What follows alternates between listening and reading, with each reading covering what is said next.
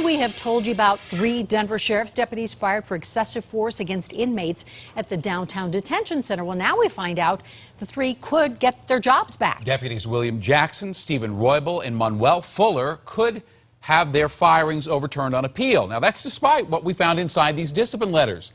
They include some pretty disturbing details. None of the cases ended with any criminal charges, but all were caught on video.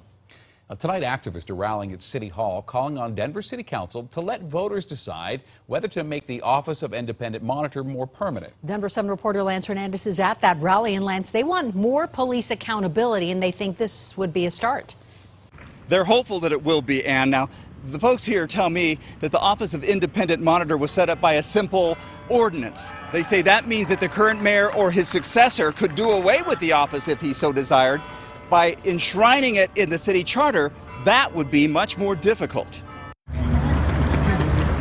This office is the only independent entity that the community has to rely on who is involved in these types of investigations of uniformed personnel misconduct. Alex Landau is a big supporter of the proposed change. He's been at the receiving end of a horrific police beating.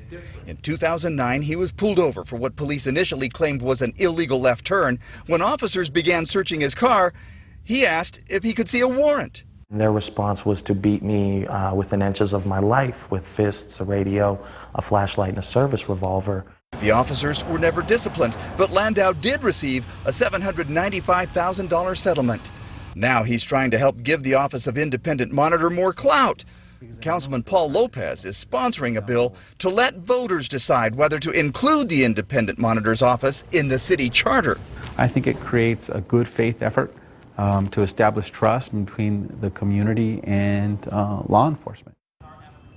And these protesters would also like to see the Office of the Independent Monitor being given investigative authority and a bigger budget. They would also like to have a say, a community say, in the selection process of the Independent Monitor, his or herself.